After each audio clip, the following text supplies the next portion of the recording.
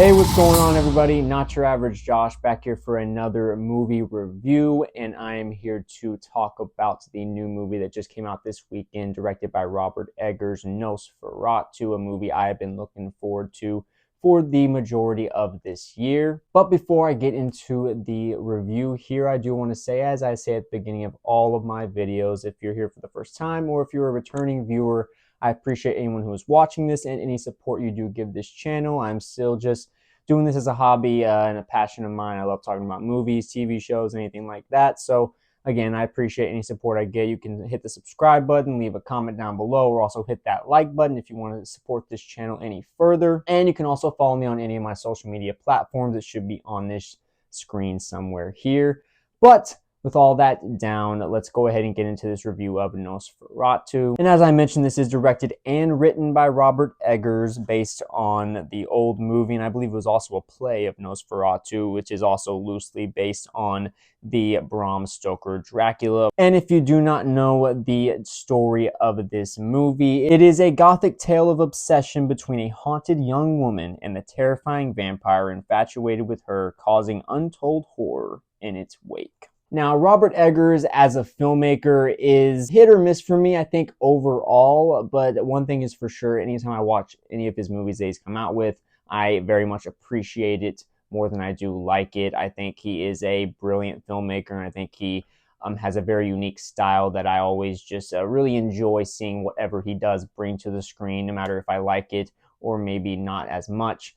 And with this movie, I had a lot of high hopes with it. I do enjoy vampire stuff of all kinds, whether it's something like The Lost Boys or something like Abigail that came out earlier this year, or whether you're talking about some of the older stuff like the Universal Monster Pictures and some of those older movies way back in the day. I really do enjoy the vampire lore, and anything that gets into anything involving that, I really do enjoy. And when it comes to Robert Eggers' first films, The Witch is a movie that it definitely goes into the category of I appreciated it more than I liked. I really enjoyed some of the themes he went into with that movie, but overall, it was a little bit more of a forgettable experience, I think, overall. Seeing Anya Taylor-Joy in that movie and Ralph Ineson, who was in this movie as well, I thought the casting was really well done, and you really could see very on just in that first movie there, he really knew how to build atmosphere. The Lighthouse is a movie that is very complicated. I think pretty much anyone who you talk to that has seen the movie or has even heard about it.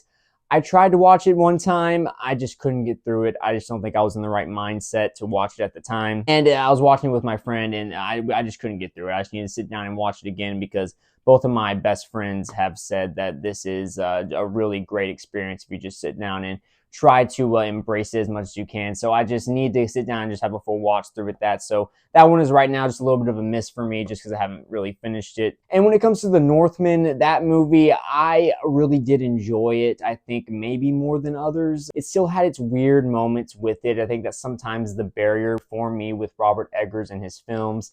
He does sometimes just go into such a weird territory and just this sometimes off-putting direction that he'll go, and The Northman had some of those moments in that I think that just kind of held me back from truly embracing or loving the movie like maybe I could have. But I really did appreciate what he was going for there, and seeing Alexander Skarsgård. I thought he did a really good job in the role in that movie, and just the cast in general. I thought it just another movie where you can tell, even with The Lighthouse, from what I saw, that Robert Eggers knows how to build atmosphere so well. And with that, I will go ahead and get into my thoughts on this movie, Nosferatu. And right off the bat, one of the biggest compliments I can give this movie, one of the reasons why I think I really do love this film, is the atmosphere it builds. Right off the bat, from the very beginning, you get this very just creepy, just soul-enveloping experience with this movie, right down to the music, the cinematography, the way the colors look throughout this old-timey Germany, 1838. You really do feel just the chill in the air wherever you're going outside. And it just constantly, this looming threat of what is to come, and it just delivers in so many ways as the movie continues to go forward. I personally just thought this movie, from the very beginning, it just had me completely enwrapped in what was going on.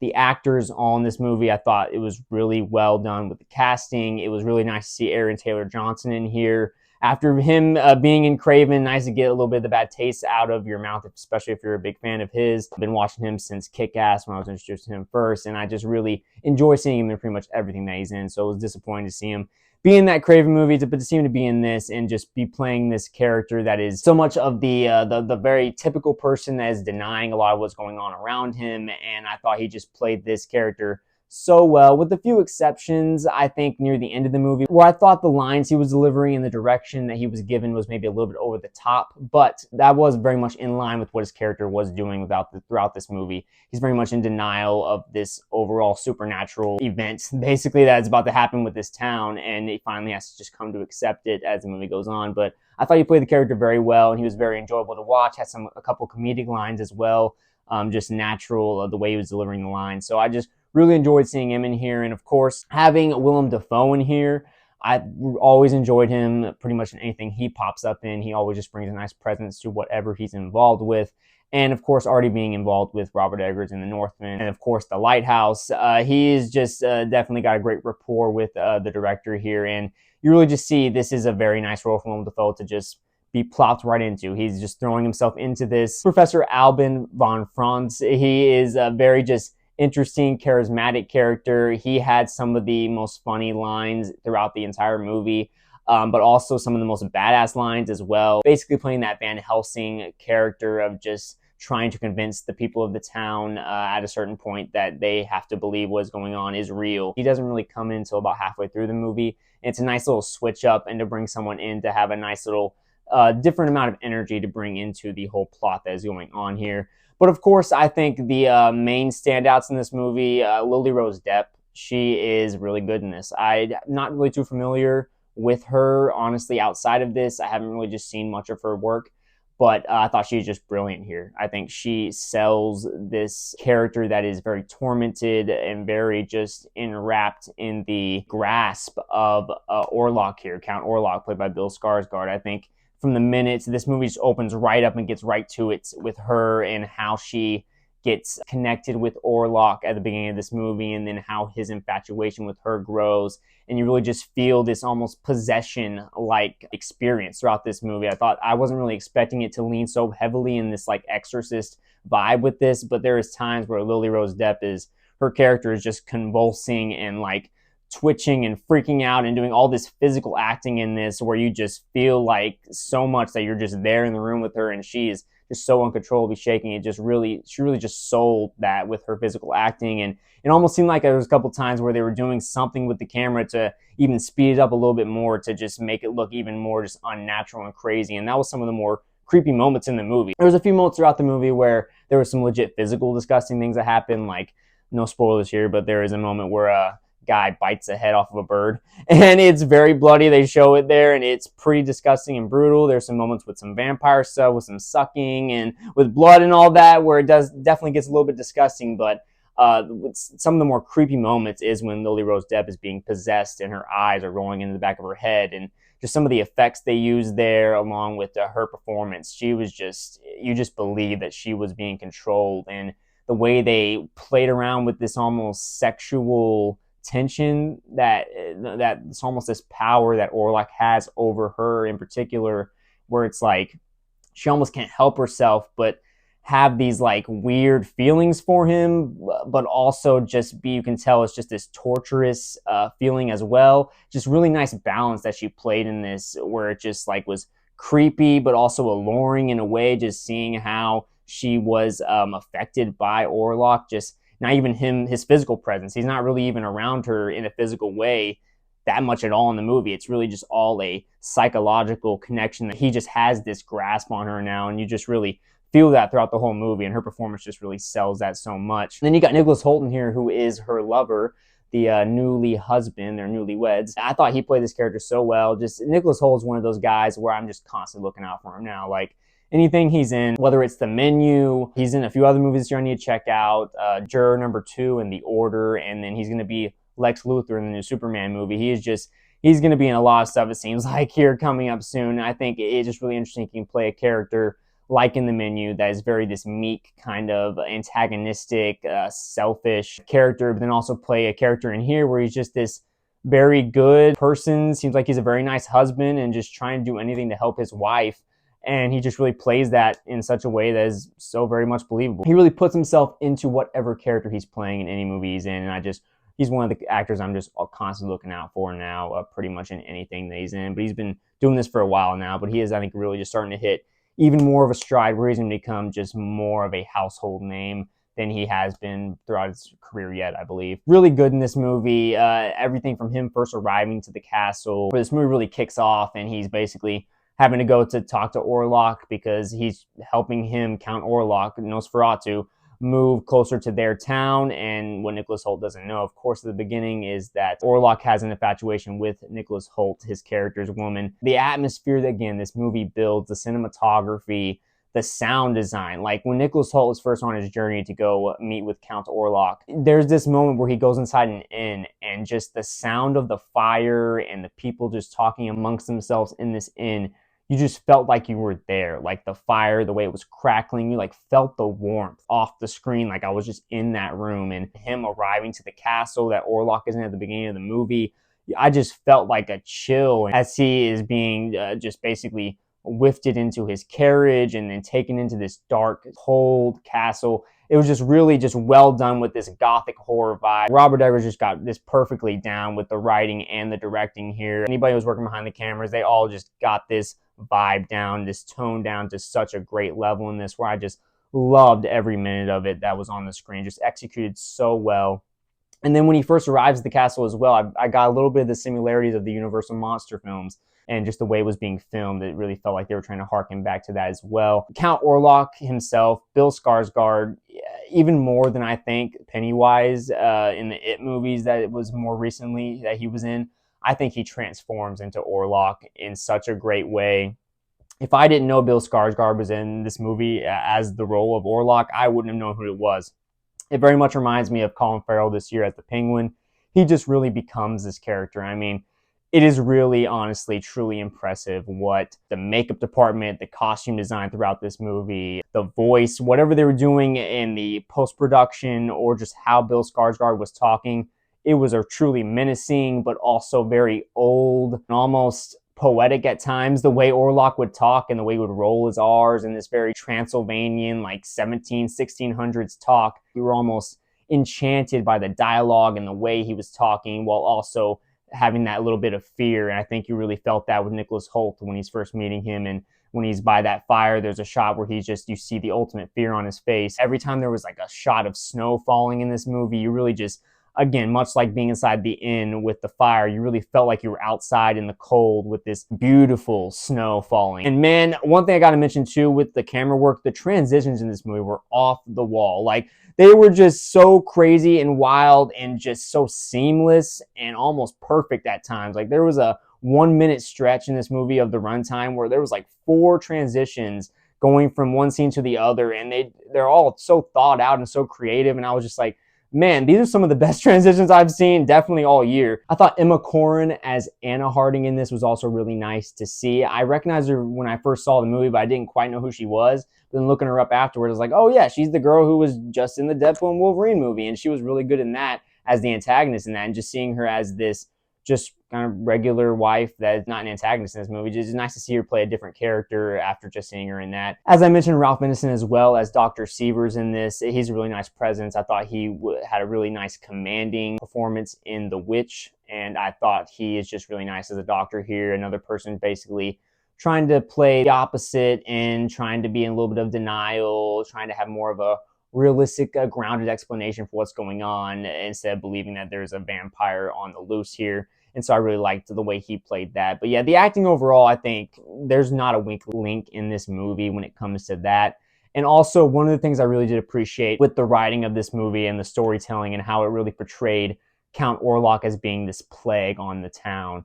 And when he first arrives, he's on this ship, and you have a bunch of these rats come off the ship and start going in around the town. And so they are constantly, overtly so, not even being very, very subtle with it, but having this metaphor with him being this plague over the town, and everyone's starting to get very sick. And I thought I really enjoyed that perspective of it as well. So you get the possession side where he's like psychologically taking control of the body almost at certain times and having such a hold on you where it affects you in that way, while also making people sick like a true plague. And I thought that was really interesting and almost made just the presence even more terrifying. It's not just like you have to be scared about him showing up in your room in a physical presence, like just him having his sights on you or having just wanting to have you in his grasp is like dangerous enough. He didn't even have to be there with you. I think that is just such a terrifying prospect. There is a couple mixed / negatives I do have with this movie. It's not a perfect 10 out of 10 for me.